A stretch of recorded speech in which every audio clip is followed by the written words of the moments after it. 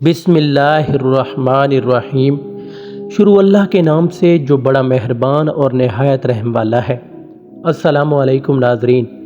حضرین کرام، امام علی علیہ السلام نے فرمایا، ان لوگوں میں شمار نہ ہونا جو عمل کے بغیر ثواب آخرت کی امید رکھتے ہیں اور امیدوں کو تول دے کر توبہ کو تاخیر میں ڈال دیتے ہیں۔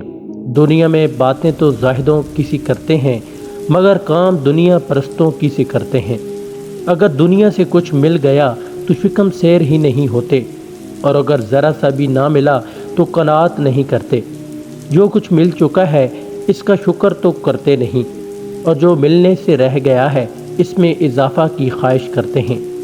دوسروں کو برائیوں سے روکتے ہیں مگر خود نہیں رکتے، اور وہ نیکی کرنے کو کہتے ہیں جو خود نہیں کرتے۔ صالحین سے محبت تو رکھتے ہیں مگر ان کے عمل کے مطابق عمل نہیں کرتے۔ گناہ گاروں سے دشمنی رکھتے ہیں مگر ہے خود بھی گناہ گار۔ گناہوں کی کثرت کے سبب موت کو ناپسند کرتے ہیں مگر جس بات کی وجہ سے موت کو ناپسند کرتے ہیں اس پر اڑے ہوئے ہیں۔ بیمار ہوتے ہیں تو توبہ کرنے لگتے ہیں، تندرست ہوتے ہیں تو غفلت میں پڑ کر بے فکر ہو جاتے ہیں۔ بیماری سے نجات پاتے ہیں تو متکبر ہو جاتے ہیں، اور جب گرفتار بلا ہوتے ہیں تو مایوس ہو جاتے ہیں۔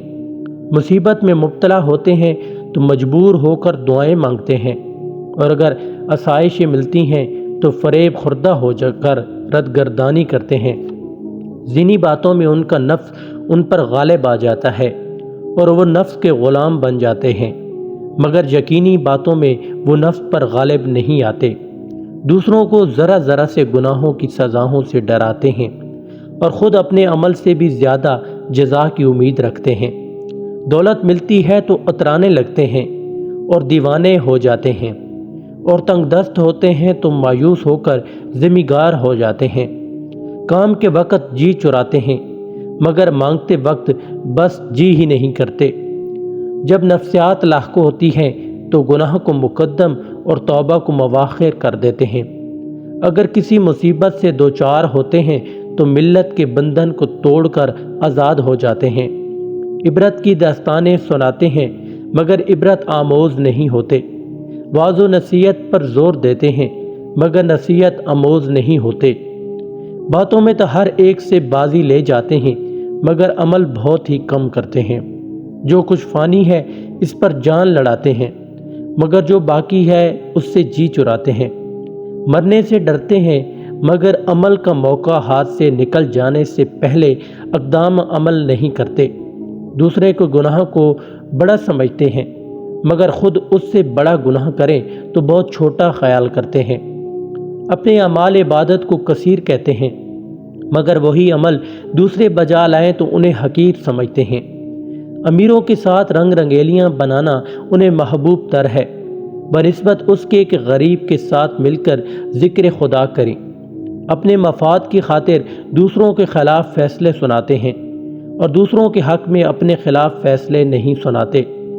دوسروں کو راہ پر لگاتے ہیں مگر خود گمراہ ہو جاتے ہیں۔ چنانچہ ان کی اطاعت دوسروں کرتے ہیں مگر وہ خود خدا کی نافرمانی کرتے ہیں۔ غیر خدا سے برتاؤ کرنے میں خلق خدا سے ڈرتے ہیں لیکن خلق خدا کے بارے میں خدا سے نہیں ڈرتے۔ تھوڑی سی دنیا پا کر خوش ہونے لگتے ہیں اور آخرت کے بیشتر حصے سے محرومی انہیں غم زدہ نہیں کرتی۔ ذرا سی دنیا کا ان کے ہاتھوں سے نکلنا انہیں بے چین کر دیتا ہے، یہاں تک کہ بے چینی ان کے چہروں سے زہر ہونے لگتی ہے۔ وہ یہ دنیا ان کا مستقل مقام ہے اور دنیا کا ساز و برگ ہمیشہ رہنے والا ہے۔ میں تمہیں دنیا سے خبردار کیے دیتا ہوں کہ یہ ایسے شخص کی منزل ہے جس کے لیے قرار نہیں، اور ایسا گھر ہے جس میں آب و دانہ نہیں۔